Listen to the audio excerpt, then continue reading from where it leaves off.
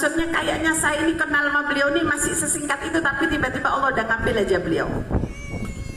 Akhirnya udah disiapin sama Neng Fatona bilang di belakang, Mustera, Neng saya kayaknya nggak jadi minum obat. Terus siapa nanti kalau mandi kondisi sakit gigi? Udah nggak apa-apa, insya Allah dikasih sifat sama Allah. Setelah beliau saya letakkan di tempat beliau mandi, saya bisikin beliau begini, Bu Nyai, kalau sampean ini wali, sampean kalau wali Bu Nyai, saya selama mandiin antum saya nggak akan sakit gigi. Ini kalau antum wali. Tapi kalau antum bukan wali, saya tetap akan sakit gigi. Subhanallah para hadirin, apa yang terjadi? Setelah siap semuanya, nggak tahu kemana perginya sakit gigi saya, tiba-tiba hilang begitu saja, nggak ada bekas sedikit pun. Kayak ada yang nyabut rasa sakit saya itu, terus dibuang begitu. Kemudian setelah saya kafani selesai semuanya, saya bisikin lagi, Bu Nyai, saya harus pulang. Saya fatihain antum, saya tahlilin antum, saya sudah selesai ngafanin antum semuanya. Sekarang waktunya saya pulang, sebab saya harus pergi ke airport. Saya bilang lagi sama Bu Nyai, kalau antum wali, mobil saya nanti keluar dari Pondok Sidogiri tidak akan terpampas dengan mobil siapapun, sebab saya harus pulang, mandi, siap-siap, saya harus ke airport. Karena memang waktu itu saya harus pergi ke Batu Licin. Apa yang terjadi? Seakan-akan sudah disiapkan, mobil saya sudah berada pas di pintu keluar. Saya masuk ke mobil, saya keluar dari pintu Banat 2, nggak ada satu mobil pun yang nyetop saya, nggak ada satu mobil pun yang berpapasan dengan saya. Sampai saya nyampe di belokan, sampai saya nyampe di rumah, nggak ada satupun mobil yang ada di hadapan saya. Seakan-akan jalan Sidogiri Grati menjadi jalan saya sendiri. Saya cuma bisa geleng-geleng kepala gini, ya Allah, kamu wali. Kamu wali, Bu Nyai. Setelah itu sepanjang saya perjalanan menuju Batu Licin, saya berpikir, ternyata saya menemukan satu, para hadirin. Beliau punya rahmat kayak rahmatnya Nabi.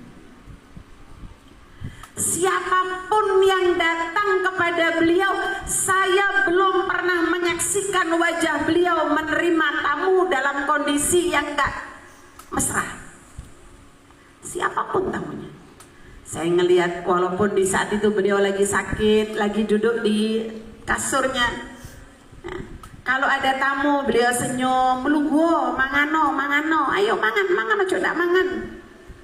Di situ saya menemukan sosok, ya Allah, ternyata kalau manusia ini punya sifat rahim, hidupnya dimuliakan sama Allah, meninggalnya dimuliakan sama Allah. Saya melihat kesederhanaan pada diri beliau, saya melihat sosok warasatul anbiya pada dirinya beliau. Maka kita nih, ya nih santri-santri Banat 2 nih, beruntung kalian punya guru kayak beliau. Ini benar, beruntung kalian punya guru kayak beliau. Sosok-sosok yang selalu saya temukan pada sosok guru-guru saya. Saya dulu waktu mondok di Salafiyah tuh, saya selalu perhatikan guru-guru saya. Saya ini orang yang paling senang merhatiin guru-guru saya. Dulu waktu saya zamannya Ibu Nyai Umi Kulsum, terus saya kalau dipanggil saya perhatikan, ya Allah, senangnya. Ya. Sampai pada Bu Nyai Nur, sampai pada Bu Nyai Istiqomah, sampai kepada Bu Nyai Hidayah. Itu saya selalu melihat gitu sosok-sosok mereka yang luar biasa. Dan setelah itu saya temukan lagi di Banat 2 sosok yang juga luar biasa yang ada pada Ibu Nyai Duluk Mukarramah. Beruntung kita yang masih hidup nututin sezaman dengan beliau. Maka mudah-mudahan nanti di yaumil mahsyar beliau akan ingat sama kita. Kemudian beliau bilang, sini. Kira kolak biar senengane ambek aku. Ayo Rinia. Itu yang paling kita ingin. Betul tidak para hadirin? Yang paling kita pengenin, kita bisa dapat rahmat, dapat syafaatnya gurunya kita. Yang pertama, sifat rahmat. Kalau antum pengen bisa dekat sama Nabi, letakin sifat rahmat pada diri kita masing-masing. Rahmat terhadap siapapun. Mau dia yang datang orang yang tidak punya kedudukan, ataupun yang datang orang yang punya kedudukan, rahmatnya kita tidak pernah kita beda-bedakan. Itu yang pertama. Yang kedua, Nabi Muhammad itu bu'istu liutammima makarimal akhlak. Rasulullah itu diutus untuk menyempurnakan akhlak. Maka bagaimanakah kita yang hidup di akhir zaman ini memiliki, mencontohi daripada adab dan akhlaknya Nabi Muhammad SAW. Sahabat Anas ibn Malik pernah bercerita, umur 10 tahun saya udah sama Nabi. Ummu Sulaim, ibunya sahabat Anas ibn Malik itu menghadiahkan sahabat Anas ketika Nabi pertama kali masuk ke kota Madinah. Sahabat Anas masih umur 10 tahun, dihadiahkan sama Nabi. Ini Nabi, saya hadiahkan anak saya biar khidmah sama Nabi Muhammad SAW. Nah, makanya katanya ulama, keberhasilan seorang pencari ilmu itu, keberhasilannya orang yang nyari ilmu itu ada dari beberapa persennya adalah berkah ilmunya ada pada khidmahnya kepada gurunya. Nih yang santri-santri nih, jangan sampai nggak khidmah sama guru. Kalau mungkin antum anaknya bunyai, atau mungkin antum anaknya ustadz, atau mungkin antum anaknya siapapun antum, khidmah kepada guru, jangan sampai antum nggak kerjakan. Berkahnya ilmu, al-barokah bil khidmah. Berkahnya ilmu itu ada pada khidmah kepada guru.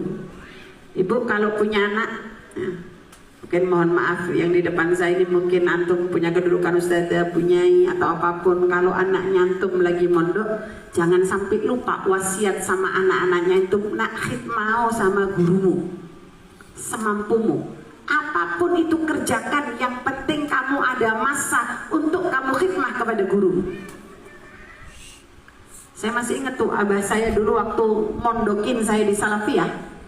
Abah saya selalu bilang, kalau nggak bisa khidmah, jangan ngaku anakku. Jangan ngaku anaknya Habib Muhammad Al-Hamid kalau kamu nggak bisa khidmah. Sampai saya pernah datengin Kiai Baihaqi, saya bilang, Ustadz saya izin nyapui halaman rumahnya antum, nyapu nitok aja. Itu jawabannya Baihaqi apa? Duh Sarifah, kok aku wedi ndak iso mlebu surga gara-gara peannya kelas sapu. Itu saya ngerayu beliau itu 50 kali mungkin ada, tapi subhanallah sama beliau nggak pernah dikasih izin. Gak pernah saya dikasih izin. Sampai saya masih inget tuh, satu kali saya baca kitab di saat saya kelas 6 dinia. Saya bilang sama ustadznya, saya bilang sama Yai Baihaqi, Yai Baihaqi sekali aja izinin saya nyapu rumahnya antum. Itu saya minta izin sampai jatuh air mata saya, diguyur tok. Walah dikasih izin. Akhirnya saya punya alternatif sendiri. Kalau saya nggak bisa khidmah sama guru saya, sama keluarga dalam, maka saya akan khidmah kepada guru-guru saya. Itu saya sukanya khidmah apa?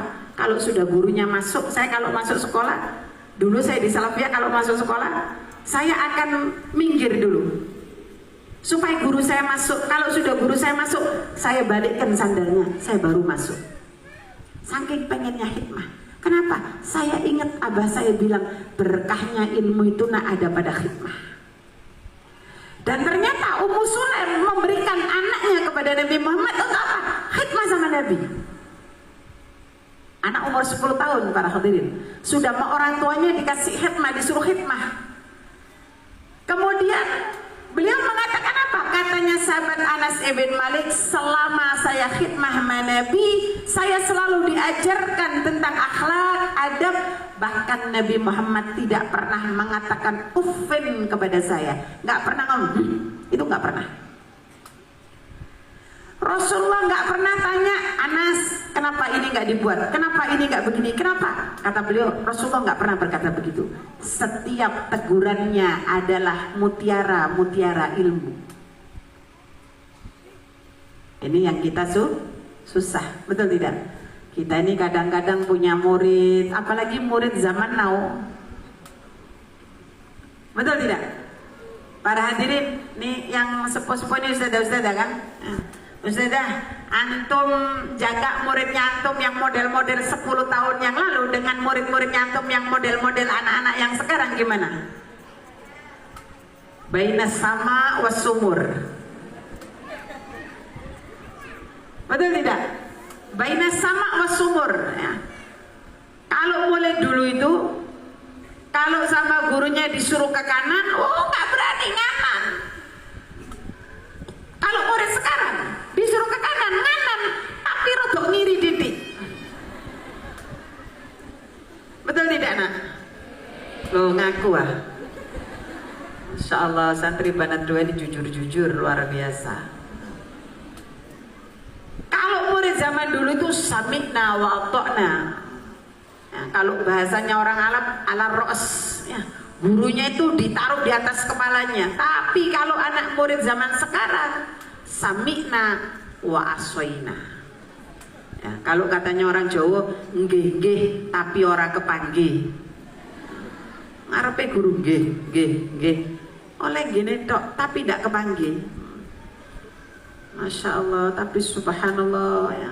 Mungkin jiwanya guru ini mak Allah dikasih jiwa yang penuh dengan rahmat.